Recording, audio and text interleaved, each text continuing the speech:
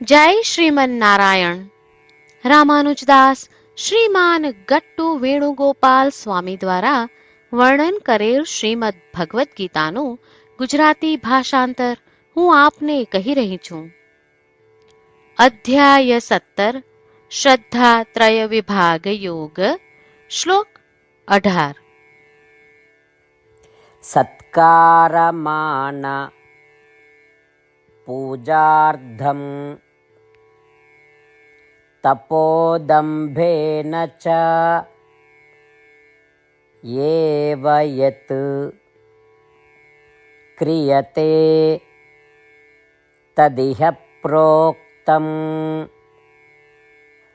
રાજસમ ચલમ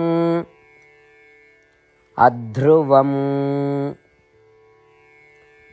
ઓમ.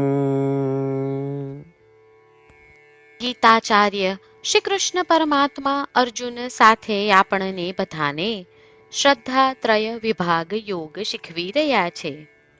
પરમાત્મા કહે છે, અર્જુન, અન્યની સામે સ્વયંને મહાન મનાવવું, સ્વયંની પ્રશંસા કરાવવી, સ્વયંના ગુણગાન કરાવવા અને વિશેષ સામાજિક પ્રતિષ્ઠા અને માન્યતાની પ્રાપ્તિ માટે કરવામાં આવતી તપસ્યાને રાજસિક તપ કહે છે. શારીરિક, મૌખિક અને માનસિક રીતે કોઈ પણ વસ્તુને આડંબરપૂર્વક અને ભવ્ય મનાવીને કરવામાં આવતી તપસ્યાને રાજસિક તપ કહે છે. આવી તપસ્યા ચંચળ હોય છે અને તેથી આ તપના પરિણામો કાયમી હોતા નથી, તેઓ માત્ર ક્ષણિક હોય છે. આ પ્રમાણે શ્રી કૃષ્ણ પરમાત્મા સ્પષ્ટ કરી રહ્યા છે કે આડંબરપૂર્ણ ભવ્યતાથી અને માત્ર પ્રતિષ્ઠા પ્રાપ્ત કરવા માટે જો મનુષ્ય તપ કરે તો તે શાશ્વત પરિણામ આપતું નથી. શ્રીમન નારાયણની ઉપાસનાની ભાવના સાથે ખંતપૂર્વક શારીરિક, મૌખિક અને માનસિક તપનો અભ્યાસ કરતા, શ્રીમન નારાયણની પ્રાપ્તિને આપણા જીવનનું ધ્યેય બનાવતા અને માત્ર શ્રીમન નારાયણનું શરણ લેતા, ચાલો આપણે બધા શ્રી કૃષ્ણ પરમાત્માના શબ્દોનું આ શ્લોક સ્વરૂપે પુનરાવર્તન કરીએ. સત્કારમાન પૂજાર્ધમ તપોદંભેન ચૈવ યત ક્રિયતે તદિહ પ્રોક્તમ રાજસમ ચલમધ્રુવમ.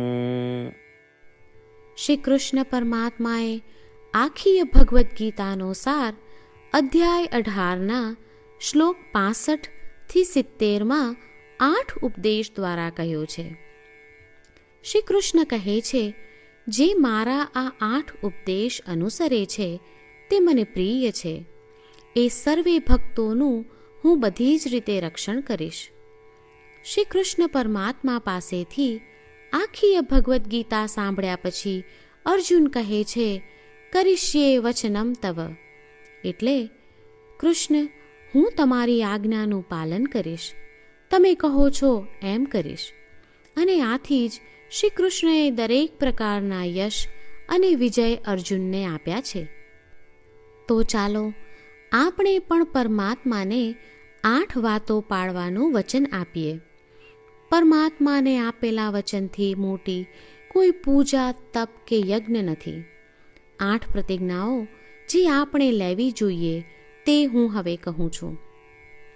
આપ સૌ પણ એનો મન અને હૃદયથી વિચાર કરો. આ રીતે શ્રી કૃષ્ણને વચન આપતી વખતે આપણે સૌ શ્રી કૃષ્ણની હસતી મુખમુદ્રાનો મનમાં વિચાર કરીએ અને પરમ આનંદનો અનુભવ કરીએ. જય શ્રીમન નારાયણ. આપણા 8 વચનો આ પ્રમાણે છે. આપણું પહેલું વચન, હે શ્રીમન નારાયણ, તમારા ઉપદેશ પ્રમાણે હું હંમેશા તમારું ધ્યાન અને ચિંતન કરીશ. આપણું બીજું વચન, હે શ્રીમન નારાયણ, તમે કહ્યું છે તેમ હું સદાય તમારી ભક્ત રહીશ. આપણું ત્રીજું વચન, હે શ્રીમન નારાયણ, હું મારા કર્મો તમને સંતોષ થાય તેમ અને તમારી સેવા માટે કરીશ. આપણું ચોથું વચન. હે શ્રીમન્નારાયણ, તમે અનુસરવા કહ્યું છે તેમ મને પૂર્ણ શ્રદ્ધા છે કે હું તમારી છું. હું સદાય મારા હાથ જોડી તમને નમસ્કાર કરીશ, તમારી ભક્તિ કરીશ. આપણું પાંચમું વચન. હે શ્રીમન્નારાયણ, હું તમારા શબ્દો યાદ કરું છું. મામેકમ શરણમ વ્રજ. તમે તમારી શરણમાં આવવા કહ્યું છે. શ્રીમન્નારાયણ, હું માત્ર તમારા જ શરણમાં છું. આપણું છઠ્ઠું વચન. હે શ્રીમન્નારાયણ, આપે કહ્યું છે મા શુચ.